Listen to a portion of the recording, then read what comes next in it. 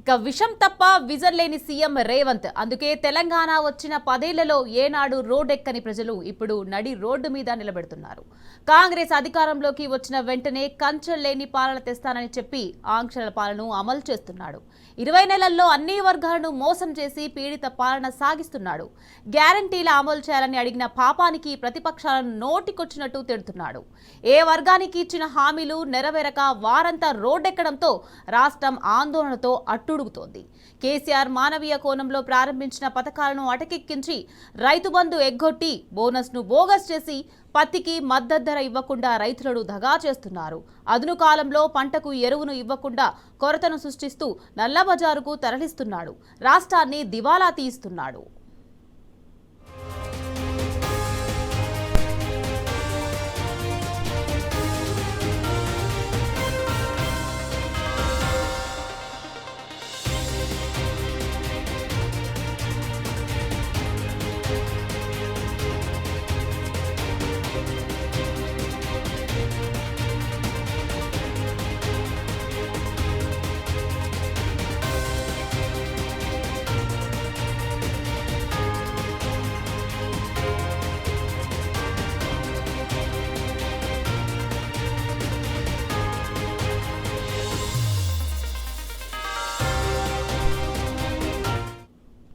అటు 10 ఏళ్లలో ఏనాడు కరెంటు కష్టాలు చూడని తెలంగాణ ఇప్పుడు విద్యుత్ కోతల దుర్మార్గాన్ని చూస్తోంది. తెలంగాణ వస్తే కరెంటు ఉండదని ఏ కాంగ్రెస్ నేతలు ప్రచారం చేశారో అదే కాంగ్రెస్ హయాంలో రైతులు కన్నీళ్లు పెట్టుకుంటున్నారు.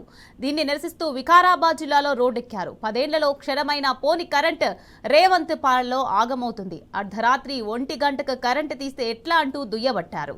రైట్, ఇదే విషయానికి సంబంధించి మరింత సమాచారాన్ని మా ప్రతినిధి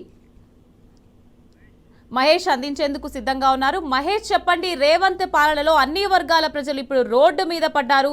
ఒక రకంగా చూసుకుంటే యూరియా కష్టాలు, విద్యుత్ కోతలు, 2 లక్షల ఉద్యోగాలను చెప్పి నిరుద్యోగులను మోసం చేయడం, ఇలా అన్ని రకాలుగా రోడ్డు మీద పడ్డారు. దీనికి సంబంధించి అప్డేట్ ఏంటి మహేష్?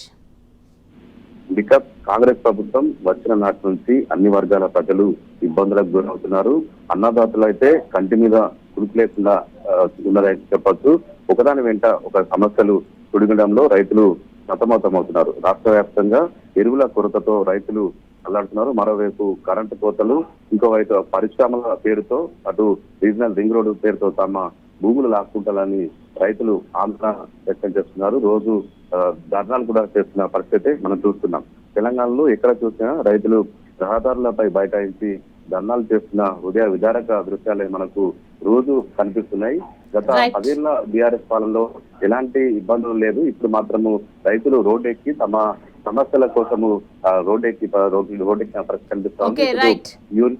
యూరియా కొరత కావచ్చు, ఇతర కరెంటు సంబంధించి కూడా రైతులు రోడ్డెక్కి ధర్నాలు చేస్తున్న దృశ్యాలు అయితే మనం చూస్తున్నాము. కాంగ్రెస్ ప్రభుత్వ హయాంలో కేవలం 20 మహేష్.